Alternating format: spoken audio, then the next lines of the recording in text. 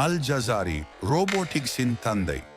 ஒரு முஸ்லிம் அறிஞர், கண்டுபிடிப்பாளர், இயந்திர பொறியாளர், கைவினைஞர் மற்றும் ஓவியர் ஆவார். இவர் மெசபடோமியாவின் ஜசிரா பகுதியில் இருந்த ஆடுகிட் வம்சத்தை சேர்ந்தவர். அவர் எழுதிய நுண்ணறிவுள்ள இயந்திர சாதனங்களை பற்றிய அறிவின் புத்தகம் the book of knowledge of ingenious mechanical devices என்ற நூலுக்காகவே பெரிதும் அறியப்படுகிறார். இது கில்பி 126ஆம் ஆண்டில் கிதாப் ஃபி மாரிஃபத் அல் ஹியல் அல் ஹந்தாசியா என்றும் ஆட்டோமாட்டா என்றும் அறியப்படுகிறது.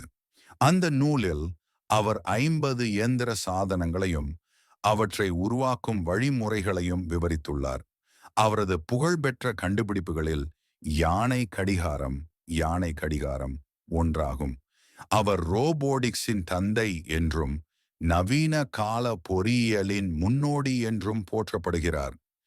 பிரபலமான விஞ்ஞானி லியோனார்டோ டா வின்சி கூட அல் ஜசரியின் பாரம்பரிய தானியங்கி இயந்திரங்களால் ஈர்க்கப்பட்டவர் என கூறப்படுகிறது. அல் ஜசரியின் விஞ்ஞான கண்டுபிடிப்புகளை மேலும் அறிந்து கொள்வோம்.